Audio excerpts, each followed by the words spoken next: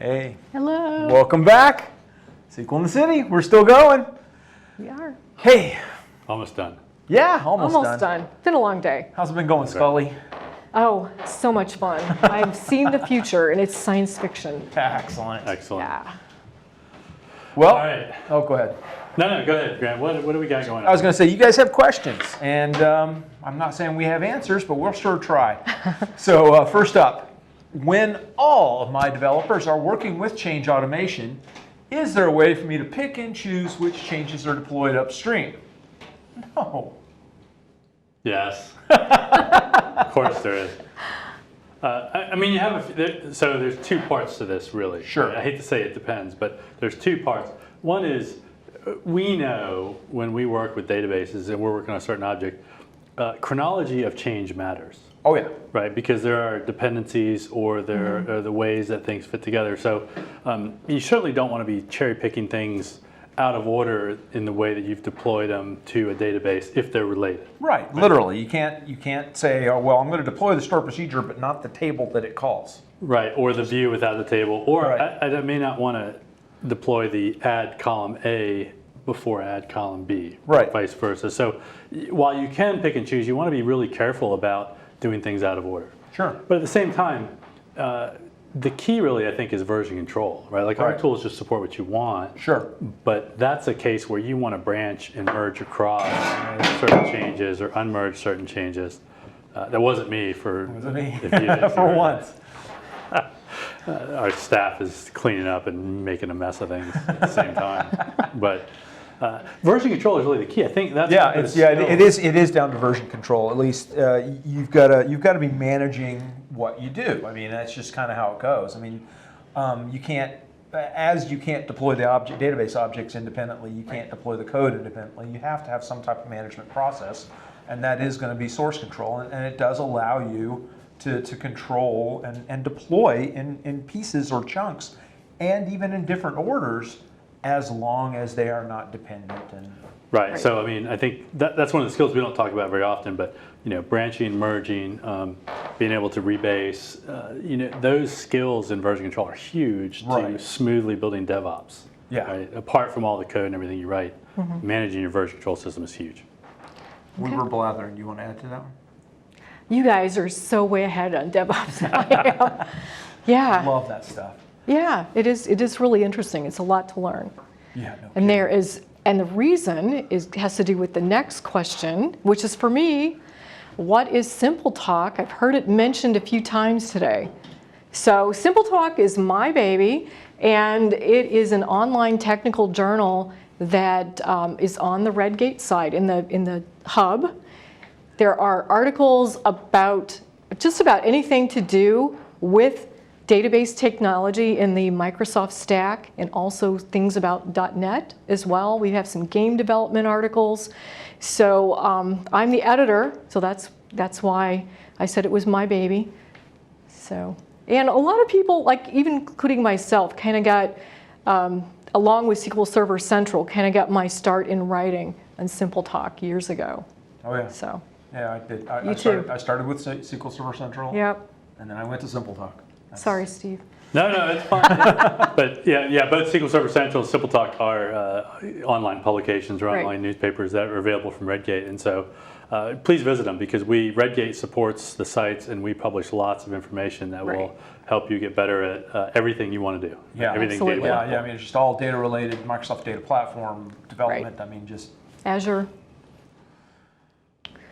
all right. You're up. So. All right, so. So here's a question. Somebody's asking about masking. So they have a lot of sensitive data stored as XML, and is there a way to mask XML? So I assume you need more than just typing, a root tag and then XXX and then /root, right? I assume it's more than that. You don't want. Yeah, it's probably a little more than that. Yeah. I mean, that's masking XML. Yeah, that would mask it. Yeah. There are, right? So there are ways to do it. Have either of you used the XML masking task? I haven't tried it. Not. I know it's there. I have not tried it out. So I'm going to plead ignorance here. So in our Data Masker products, there is a rule for XML masking that you can look at. I actually haven't looked at it either because it seems like JSON is the current modern thing that people are doing. And so I've looked more at the JSON masking tool, but it does allow you to write XQuery paths and then decide what I want to mask inside there, or how would I like to change the data so it's not sensitive. It is complex though. It is complex to use, but the one issue is going to be is if you're looking at semi-structured XML, like where it's vague what the structure is, you're going to have a very hard time masking that. Whereas if you've got a very clear structure, a very well-defined XML structure, you're going to have to work at it, but it can be masked. Right. Essentially, you're just doing the same type of pattern matching we might do with pad index or car index, right? Yeah. And saying, find this pattern and then replace it with this data. But the Data Masker product gives you some fantastic options for data sets and customizing data sets and picking what kind of stuff you want to do. So certainly take a look at it. And if you want to know more, we'll probably add something in product learning if that's an interesting thing to do. Yeah, I don't want to write that one. I don't want to write that one. I feel like I've already been volunteered. Tony's probably upstairs right now. Writing it down. Voluntold. Anyway, well, I could talk a lot about masking if you want. Yeah. Need the next question. I love masking. So, what are your top tips for monitoring large estates? I'll take that one. Okay, go ahead. Yeah, so if you're using SQL Monitor, just on the front screen, there's quite a few things that you can do. Let's say you've got hundreds of SQL servers. There's ways to group them so that you can put the most critical servers at the top. Sure. You can do that. There's two different card sizes, so you can make the cards smaller.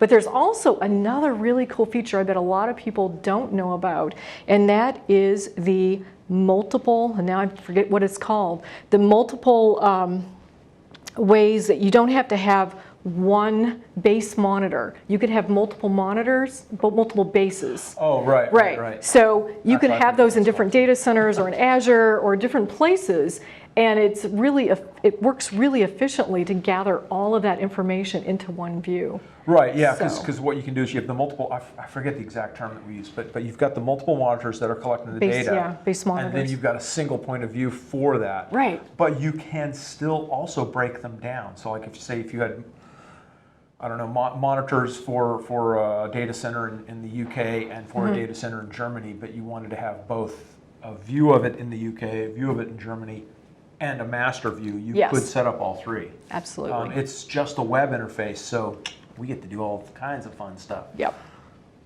Yeah, one thing I might add too, and SQL Monitor does support it, but no matter how you monitor the estates, you're going to need to group those servers together into batches, because I've never seen a large estate where every server could be monitored the same. Oh, no. Yeah, right? And you certainly can't monitor every server individually because you'll make yourself crazy. So you are going to want to kind of batch those up into groups that say, these are of certain importance or criticality, or these are a certain department or a certain type of application, so that you can work in an area. Oh, yeah, 100%.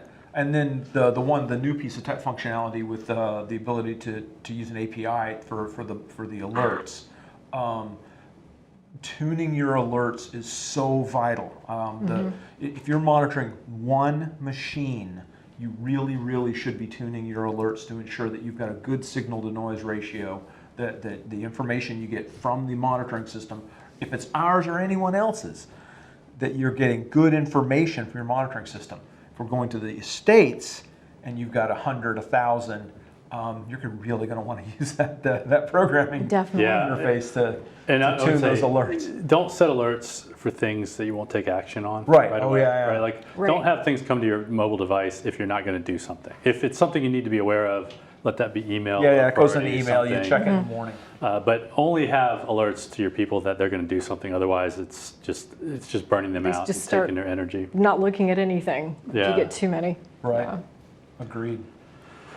All right, we've got another one. How is a clone database so small? It's magic. It's Redgate magic. It is. We're wizards. This is where Hogwarts is Sacrifices to the elder gods. It's really cool. We've got that under control, so you don't need to worry about it. Actually, anyone you want to give a real who wants to give the real answer? Well, virtualization. Virtualization. It's disk virtualization is what it is.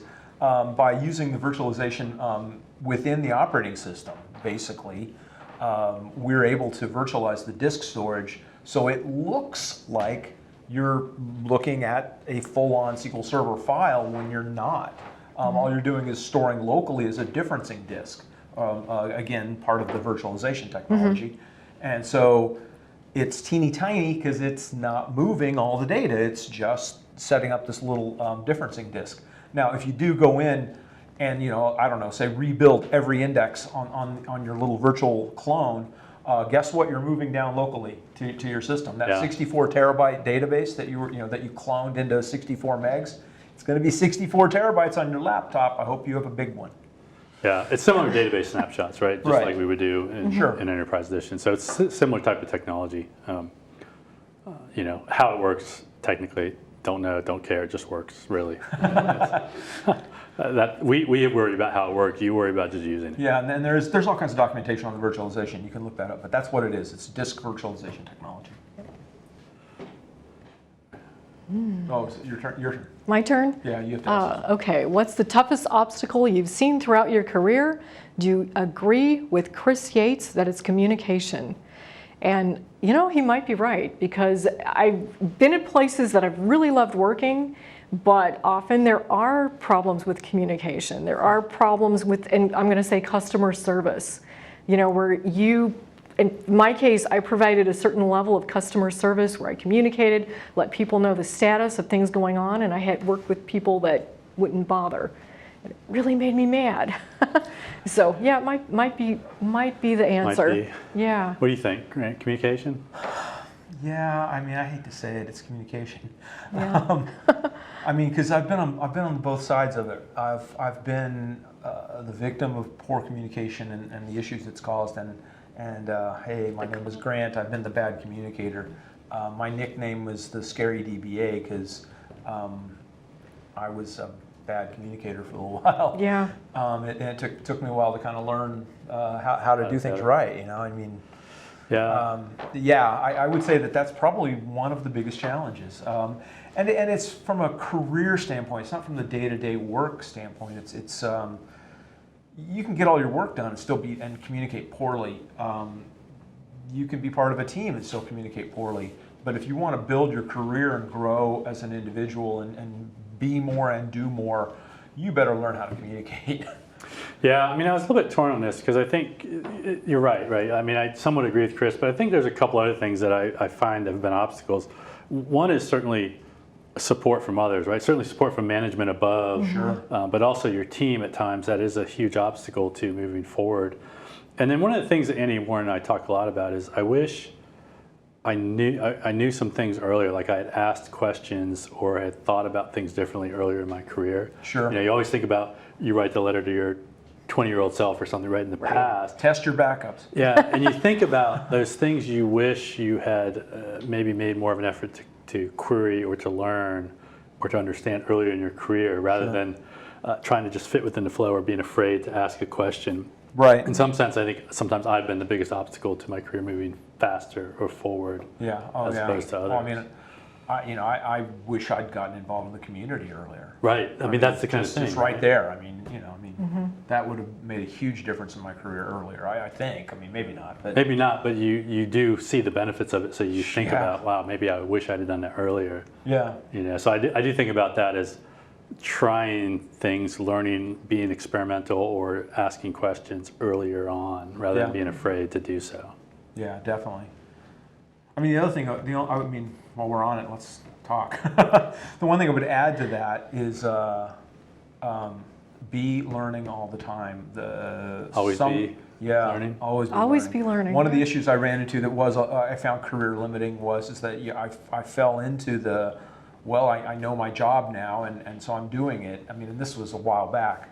And I didn't recognize that I actually needed to be constantly learning new stuff. It was only for one moment in time that I did that, but it did slow me down for a period there, and I recognized it and was like, okay, not going to do that again. Right. Don't get 1 month of experience 10 times. Right. Get a year of experience. Right. Yeah, Continue to grow and learn. Yeah, exactly. Yeah, and getting involved with the community really helped me to stay up to date. Yeah. Because way back years ago, I started doing what's new in T-SQL.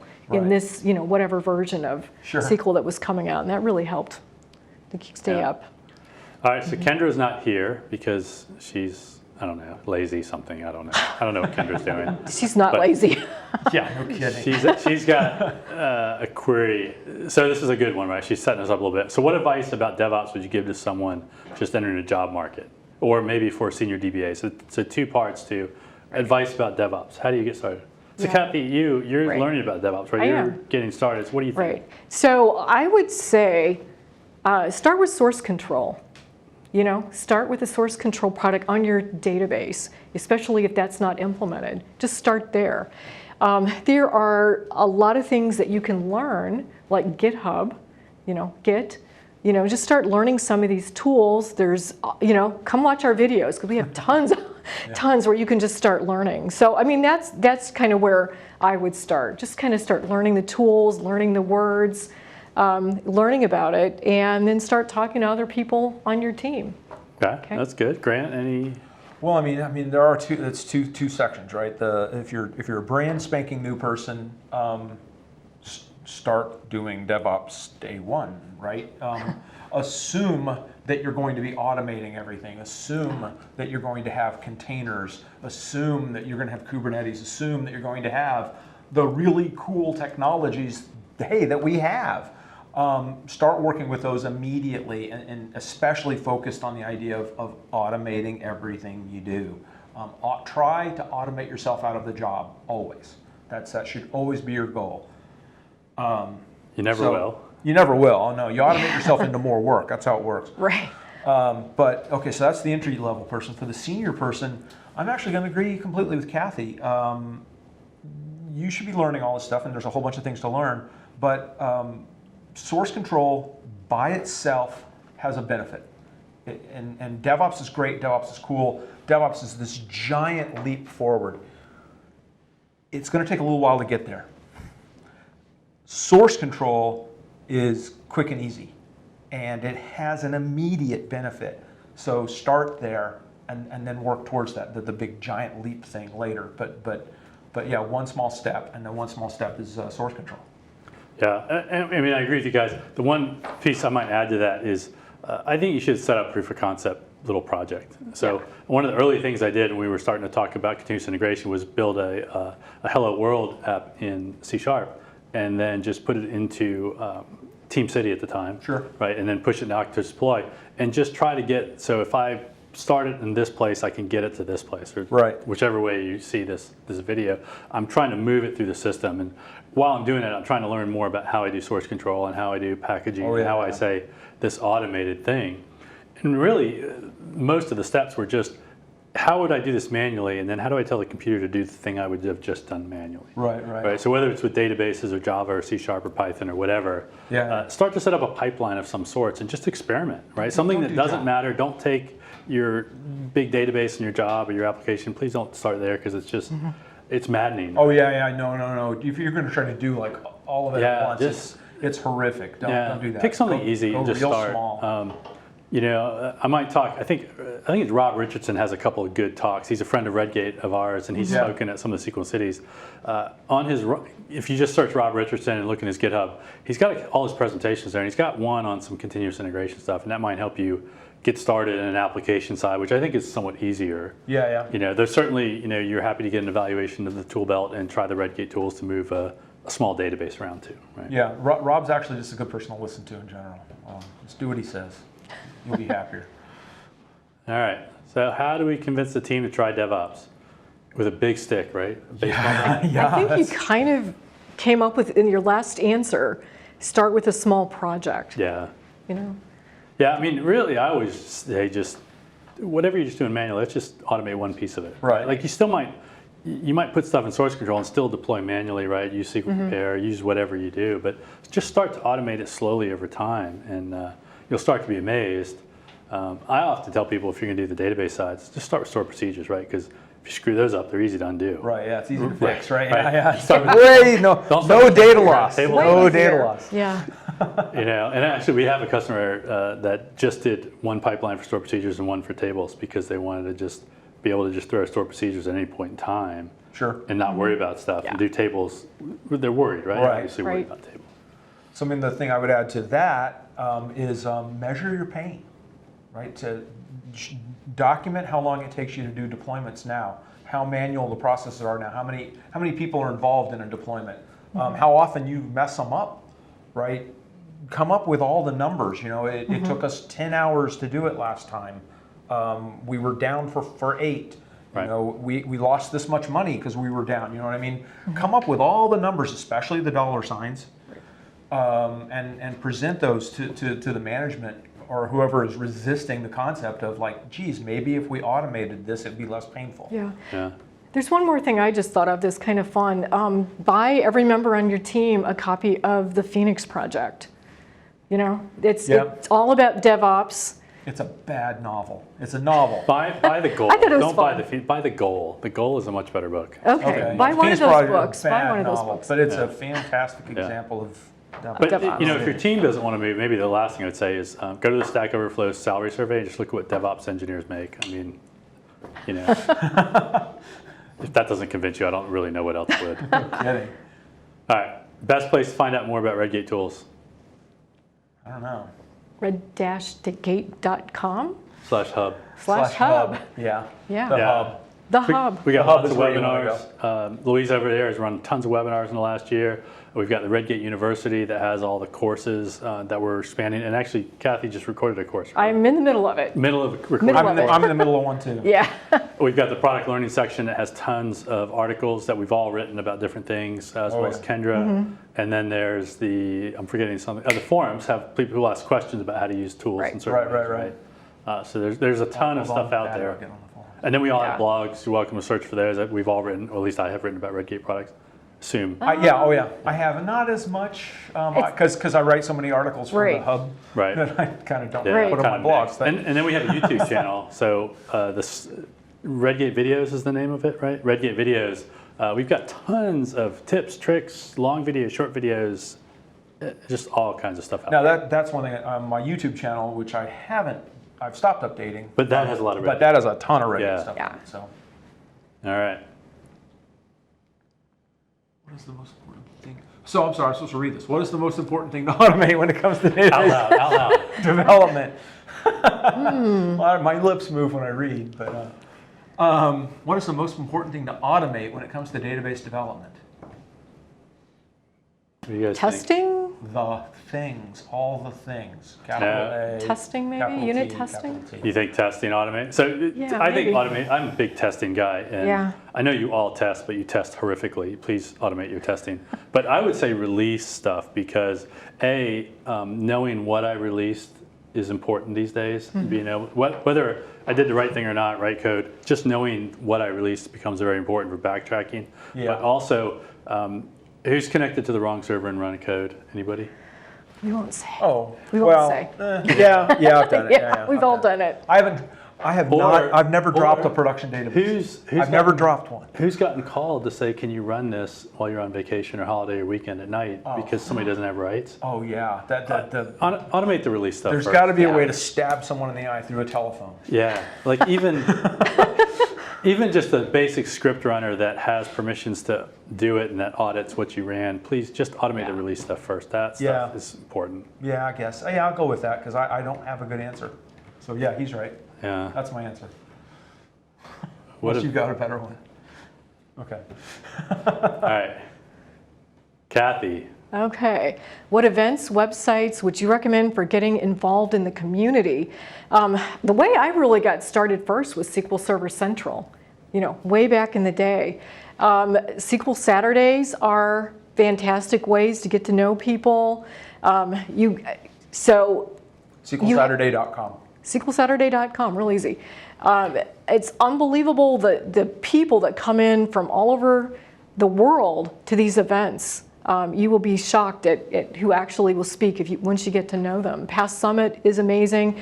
There are events all over the place. One way, especially if you are a woman and would like to start speaking, like to start writing, the Women in Technology group at PASS is a great way.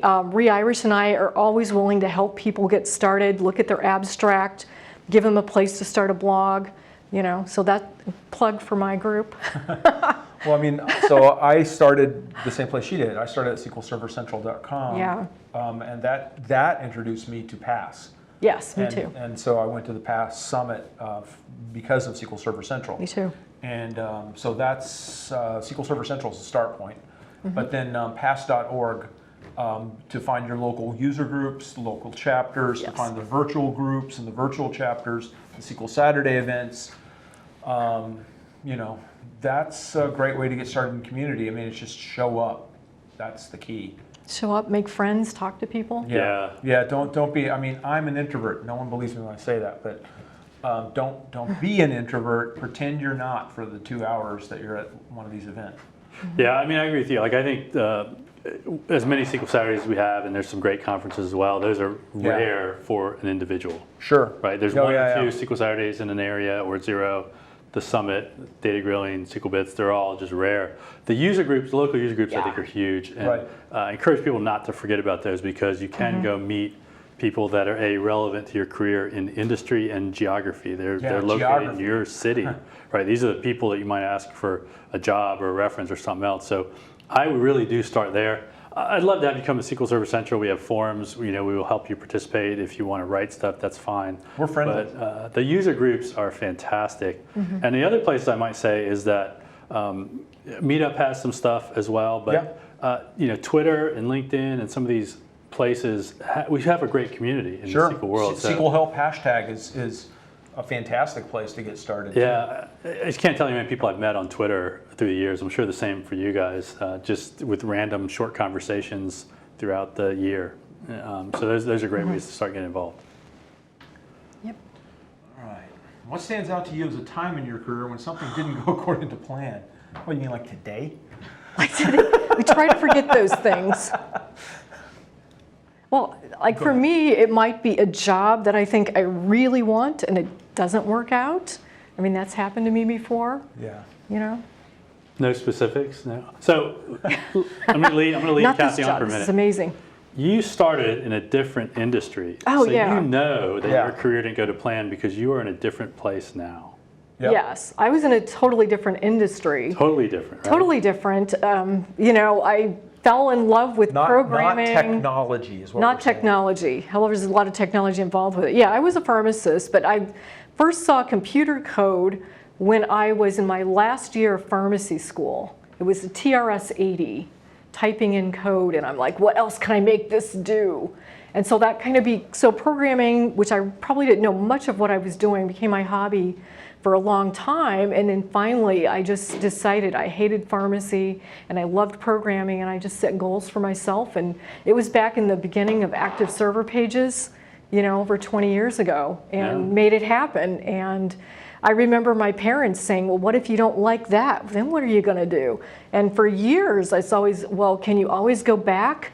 And I'm like, well, I think at this point, I pretty much saw it after I switched 22 years ago. But yeah, I mean, I forget those days. I just think of my technology thing, right? life. You're a go-getter and you made a change in your life, right? My wife went through a similar change, and I think that's it's an important thing in your career to recognize, I want to do this or I don't want to do this, and then make an effort to move somewhere, right? That's a big deal, because your career, you're not stuck in your career, right? If you want to change. It's hard. Yeah, well, I mean, you've changed too, right? I've changed career a couple of times. Yeah, it's hard because I had a family, but my husband was a stay-at-home dad who was not working, so I was a sole income earner. Luckily, my kids were a little older, so I could spend time learning. I had, I would buy like Visual Basic, and it would come in a box like this wide, and I would go through every single example and try to understand it. And I was lucky that I got a part-time job as a developer. From my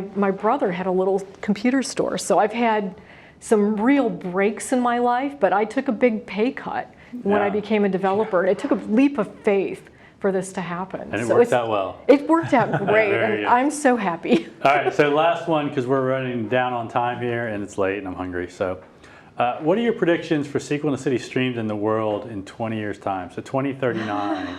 I'm not going to be at it. Sorry. Not going to be at it, or Simple Talk 2039? No, is that what you're saying? Oh, yeah. So where will we be in 20 years? I'm not going to be there. I'm going to be retired You'll be retired, but where will Red yeah, Geek what- still be here? What? Come on. with Sequel in Not the for City you. Stream. It's going to be like, have you seen that TV show Minority Report where people just kind of go like this? Oh, you think that will do that? Yeah, I don't know. I don't know. Those what rows else. were not readable screens. That was I think bad I don't science know. fiction. I have hate no bad science idea. fiction. It's I can't overrated. even imagine. I mean, 5 years ago, I couldn't imagine where we are today. How about you? Any science fiction? Since you hate Avatar, we're not going to be avatars in 2039. as I We're assume, not right? going to be out there. You know, it's hard to say that if you look back at the last 20 years, the one thing you can say is that some of the technology hasn't changed an iota. Relational data storage is still king. And I would guess for certain types of things and not for the volume, and there's a whole bunch of caveats around that statement. Right. But I would guess in 20 years, we're still going to be looking at relational data storage.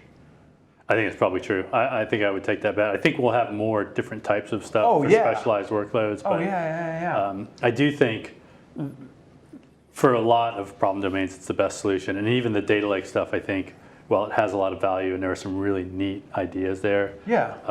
Once we start to coalesce around we need a certain thing to work, the relational store is still better at certain volumes. At certain volumes for things. certain problem spaces. And I just, that's the one prediction I will make. In 20 years, there's still going to be relational data. So, you know, learn it now. You're not throwing away your career. Yeah, I think for SQL in the City Stream will be 3D or holographic Yeah, somehow. And- Holographic. Right, maybe you'll be wearing some kind of little glasses thing, or maybe we'll actually get the real holographic.